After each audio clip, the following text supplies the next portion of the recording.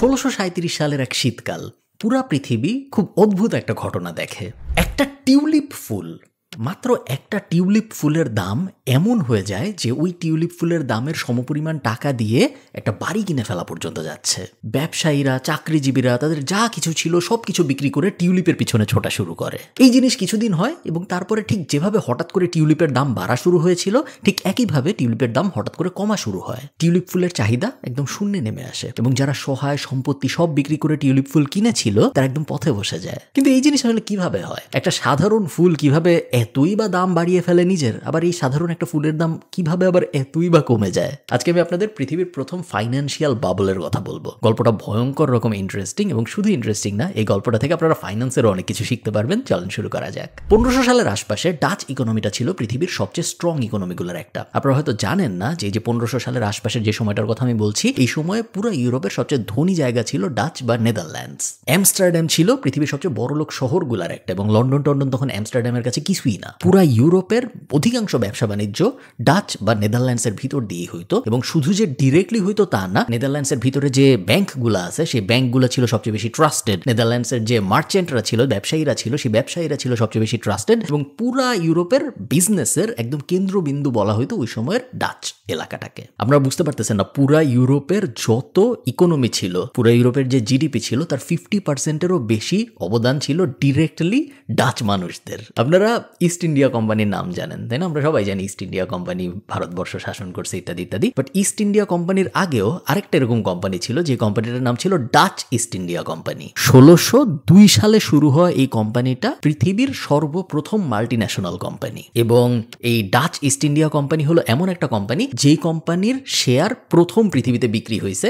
এর আগে পৃথিবীতে কোনো কোম্পানির শেয়ার বিক্রি হয় নাই। এখন এই কাহিনী আমি আপনাদের কেন বলতেছি টিউলিপের গল্পের মধ্যে? এই কাহিনী আপনাদের আমি এই জন্যই বলতেছি কারণ আমাদের এই গল্প বোঝার জন্য ওই সময়ে নেদারল্যান্ডসের ইকোনমি এবং ওই সময়ে নেদারল্যান্ডসের মানুষের ফাইন্যান্সিয়াল লিটারেসি কেমন ছিল এটা বোঝাটা খুব জরুরি। ওই সময়ে যারা বড় লোক ছিল তারা বিনোদনের জন্য, ফাইন্যান্সিয়াল জগতের বিনোদনের জন্য শুধুমাত্র একটা কাজই করতো, সেটা হলো বেটিং করা। ঘোড়ার দৌড় হচ্ছে, বেটিং করো। কুকুরের দৌড় হচ্ছে, গ্রেহাউন্ডের, বেটিং করো। অন্যান্য কোনো খেলা হচ্ছে, স্পোর্টস হচ্ছে কোনো একটা, বেটিং করো। বেটিং এর বাদে ইনভেস্টমেন্ট বলে যে একটা জিনিস হইতে পারে এটা পুরো পৃথিবীর মানুষ ওই সময় জানতো না। শুধুমাত্র একটা জাতি, একটা অঞ্চল, একটা শহরই জানতো, সেটা ছিল এই ডাচ অঞ্চলটা। দেখেন, আমরা জানি যে একটা ইকোনমিতে মানুষের হাতে যখন লিকুইড ক্যাপিটাল বাড়ে, আপনার হাতে যখন এমন টাকা বাড়বে যেই টাকা ইমিডিয়েটলি আপনার লাগতেছে না, তখন ওই ইকোনমিতে কয়েকটা ঘটনা একদম নিশ্চিতভাবে ঘটে। আপনারা অনেকে হয়তো ব্যবসার বিভিন্ন জায়গায় এগুলো পড়েছেন, বাট তারপরে আমি বলি কারণ ব্যবসার যারা পড়েছেন তারা ছাড়াও অনেকে তো আমার ভিডিও দেখেন। প্রথম যে জিনিসটা হয় সেটা হলো ওই অঞ্চলটার, ওই ইকোনমিতে মানুষের পেট পালার প্রবণতা বাড়ে। সো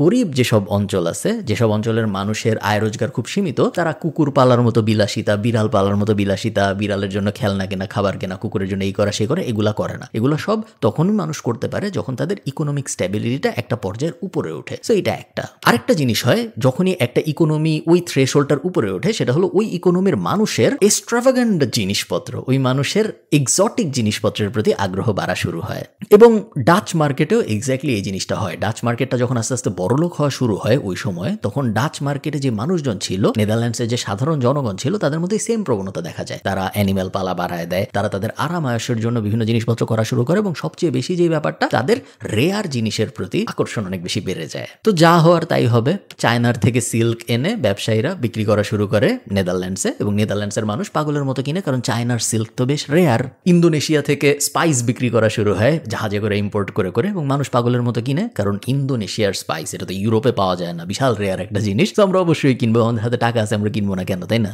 এমন একটা কালচার চলে আসে ওই সময় নেদারল্যান্ডসে যে একজন মানুষ আরেকজন মানুষকে যদি দেখতো সে ইউরোপিয়ান কোনো কিছু পইরা আছে, বা সেই ইউরোপিয়ান, তার বাসায় গেলে দেখা যেত যে ইউরোপিয়ান জিনিসপত্র দিয়ে সাজানো, তাহলে তাকে একদম নিচু জাত হিসেবে মনে করা হইতো এবং ধারণা করা হইতো যারা এলিট ক্লাস, যারা আপার মিডল ক্লাস, যারা সমাজে প্রসিদ্ধ, তারা সবসময় এক্সোটিক জিনিসপত্র ব্যবহার করে, তারা সবসময় রেয়ার জিনিসপত্র ব্যবহার করে। নর্মাল এভরিডে জিনিসপত্র যেগুলো আশপাশে সবার কাছেই আছে, ওগুলা কেউ তখনও তারা ইউজ করতে চায় না। আচ্ছা, আমরা এখন টিউলিপের কাহিনীতে আসি, কারণ গল্পটা তো আসলে টিউলিপ ফুলটাকে নিয়ে, তাই না? টিউলিপ ফুলটা কিন্তু নেদারল্যান্ডের ফুল না। নেদারল্যান্ড তো একটা ঠান্ডা জায়গা, ওখানে টিউলিপ ফুল হওয়ার কথাও না। টিউলিপ ফুলটা মেইনলি হয় হলো পারস্যতে, পার্সিয়া, যেটা আজকের দিনে ইরান। আপনারা অনেকেই হয়তো জানেন, যারা ওই সুলতান সুলেমান টাইপ জিনিসপত্র দেখছেন তারা হয়তো বুঝবেন যে অটোমান সাম্রাজ্যে রাজাদের টিউলিপ খুব পছন্দের একটা জিনিস ছিল এবং অটোমান সাম্রাজ্যের অনেক রাজা আছে যারা প্রাসাদ বানাইছে, প্রাসাদের সামনে যখন তারা বাগান বানাইছে ওই বাগান তারা টিউলিপ ফুল দিয়ে ভরায় ফেলছে, এত পছন্দ ছিল তাদের। 1500 সালের শেষের দিকে নেদারল্যান্ডসে একজন বোটানি এক্সপার্ট ছিল এবং এই বোটানি এক্সপার্টের এক বন্ধু ছিল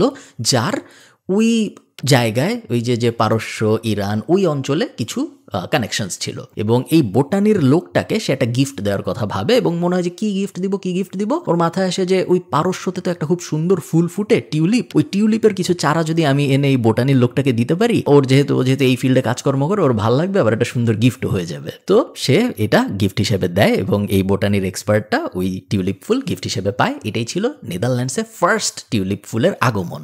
লেইডেন ইউনিভার্সিটি বলে একটা ইউনিভার্সিটি আছে, এই ইউনিভার্সিটির সামনে একটা জায়গা ছিল, ওই জায়গায় এই যে বোটানির লোকটা পাইলো ফুলের চারাগুলা, উনি এই চারাগুলো ওই ইউনিভার্সিটির সামনের ওই খোলা জায়গাটায় লাগায়। আস্তে আস্তে নেদারল্যান্ডসে টিউলিপ ফোটা শুরু করে। আচ্ছা, নেদারল্যান্ডসে তখন যেরকম ফুল ফুটতো টিউলিপ ছিল পুরোপুরি অন্যরকম এবং টিউলিপের 3টা খুব ইম্পর্টেন্ট ক্রাইটেরিয়া ছিল, যে ক্রাইটেরিয়াগুলো আপনাদের বোঝা জরুরি কারণ পরবর্তীতে আর একটু রেলেভেন্ট হবে এই ব্যাপারগুলো। এই 3টা ক্রাইটেরিয়া টিউলিপের ছিল যেটা আর কারো ছিল না। 1 নম্বর ক্রাইটেরিয়া, টিউলিপ খুবই কালারফুল। ওই সময় নেদারল্যান্ডে যে ফুল টুল পাওয়া যেত ওগুলা এত কালারফুল ফুল, এত ভাইব্রেন্ট ফুল ছিল না ওই সব।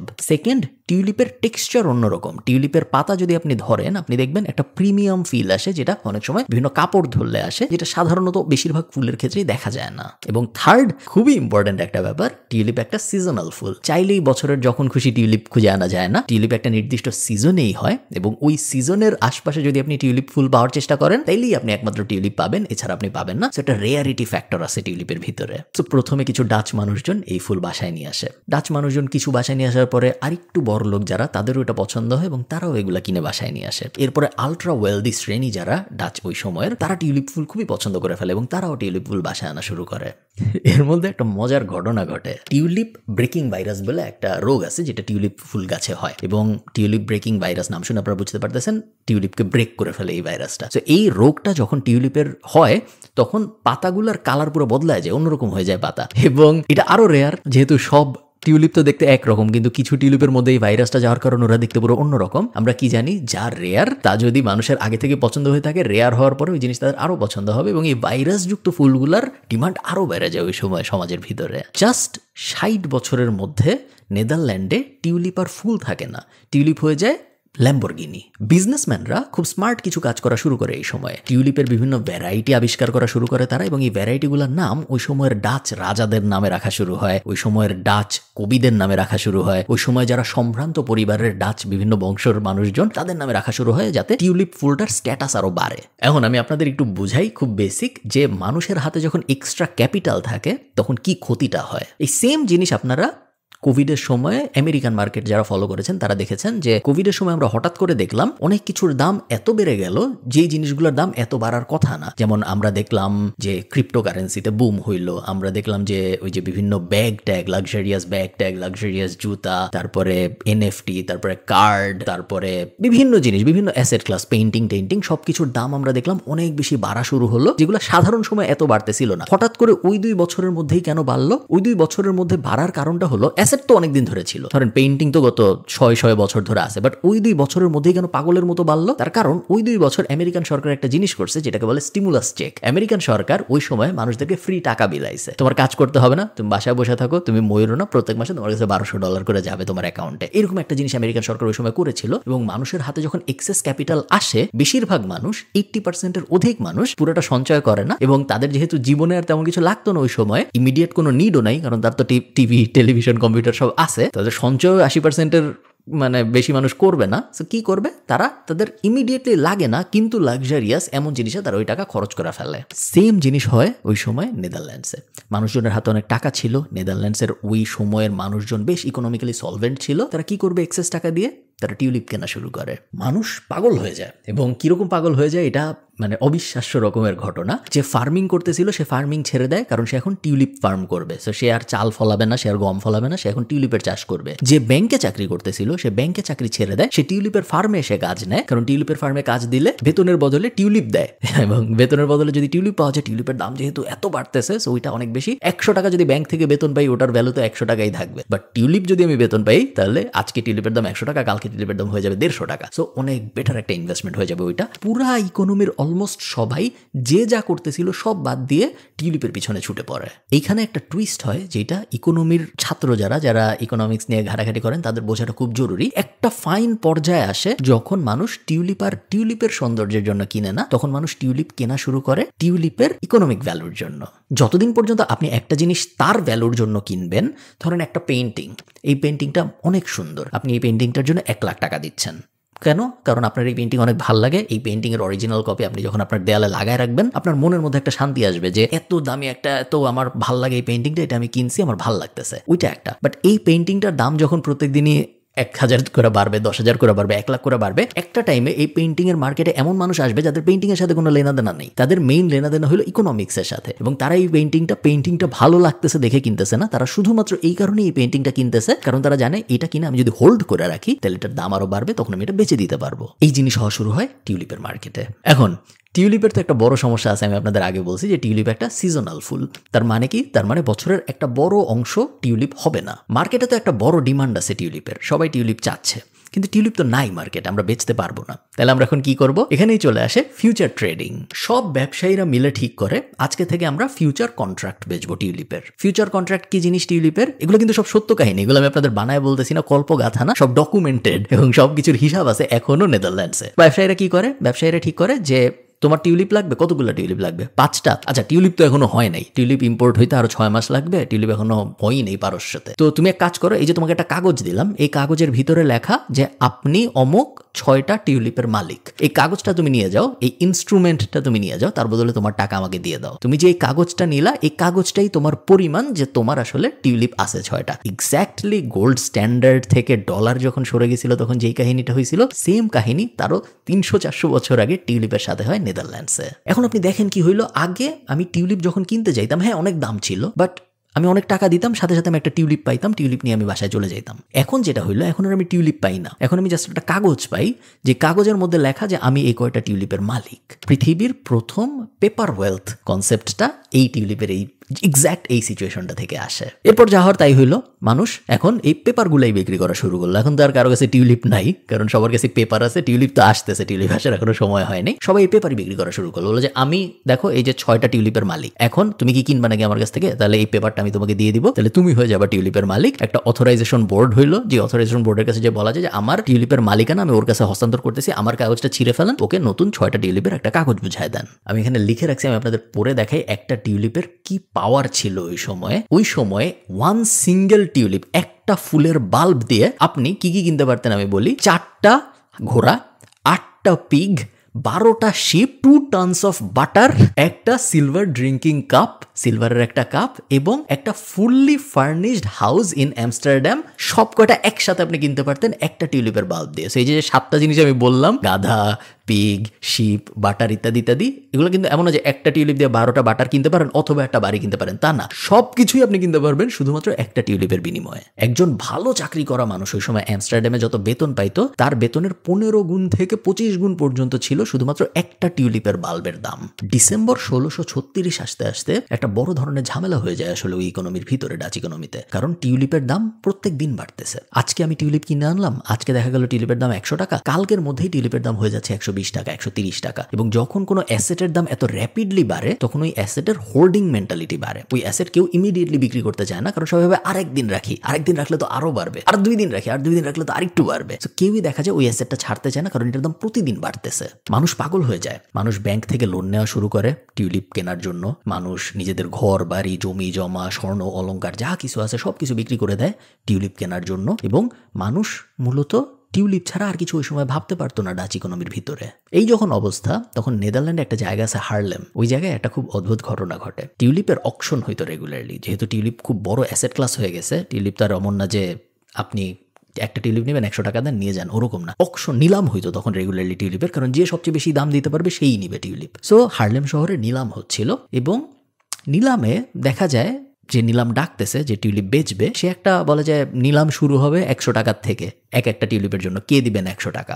ওই দিন কোনো একটা কারণে ওই নিলামের ভিতরে কেউ 100 টাকা দিতে রাজি হয় না। 100 বছরের কাছাকাছি সময়ে এই প্রথমবার টিউলিপের জন্য একটা নিলামের ভিতরে আগের দিনে যত দামে টিউলিপ বিক্রি হয়েছে তার থেকে বেশি দামে টিউলিপ বিক্রি হয় না। কেন হয় না? এটার অনেক অ্যানালাইসিস করা হয়েছে, বাট ধারণা করা হয় ওই নিলামে ওই সময়ে যারা ছিল, যারা নিলামে পার্টিসিপেন্ট ছিল, যারা কিনতে গেছিল, তাদের কাছে আসলে এত টিউলিপ অলরেডি ছিল, এত টিউলিপের কন্ট্রাক্ট অলরেডি তাদের কাছে ছিল যে তারা মূলত নিলাম এনজয় করতে গেছিল, তারা আরও টিউলিপ কিনতে যায় না ওই সময়। বাট ইকোনমি তো এরকমই, ইকোনমি সিগন্যালের উপরে কাজ করে। অলমোস্ট ইনস্ট্যান্টলি 48 ঘন্টার মধ্যে পুরো টিউলিপ মার্কেট ক্র্যাশ করে। সবাই জেনে যায় যে হার্লেমে তো টিউলিপের ভিড় হইছে, ওই নিলামে কেউ আসলে টিউলিপ কিনতেই চায় নাই। খবর ছড়ানো শুরু করে, উড়া খবর ছড়ানো শুরু করে, ভুয়া খবর ছড়ানো শুরু করে, এবং সবাই পাগলের মতো নিজেদের টিউলিপ বেচার শুরু করে। কারণ সবাই জানে যে আমার কাছে এত টিউলিপের কন্ট্রাক্ট আছে, আমার কাছে এত টিউলিপ আছে যে আমি যদি বেচতে না পারি তাহলে আমি সর্বশান্ত হয়ে যাবো এবং আমার বাকিদের আগে বেচতে হবে। এক্স্যাক্টলি যখন একটা স্টক ক্র্যাশ করে, এক্স্যাক্টলি যখন একটা ক্রিপ্টো ক্র্যাশ করে, এক্স্যাক্টলি যখন আমরা শুনি একটা ব্যাংক দেউলিয়া হয়ে যাবে, সবাই যেরকম একসাথে যায় টাকা উঠাইতে ওই ব্যাংক থেকে, সেম কাহিনী হয় টিউলিপ মার্কেটের সাথে। সবাই যখন কোনো একটা অ্যাসেট ক্লাস একসাথে বিক্রি করতে যায় এবং সেই অ্যাসেট ক্লাস কেনার মতো মানুষ যখন থাকে না, তখন খুব বাজে একটা ব্যাপার হয়। সেটা হলো ওই অ্যাসেট ক্লাসের ভ্যালু জিরোতে চলে যায়। বাংলাদেশ স্টক মার্কেটে যায় না, কারণ বাংলাদেশ স্টক মার্কেটে ফ্লোর প্রাইস আছে, বাট রিয়েল ইকোনমিতে এভাবে কাজ করে না। রিয়েল ইকোনমিতে একদম জিরোতে চলে যায় ওই অ্যাসেটের প্রাইস।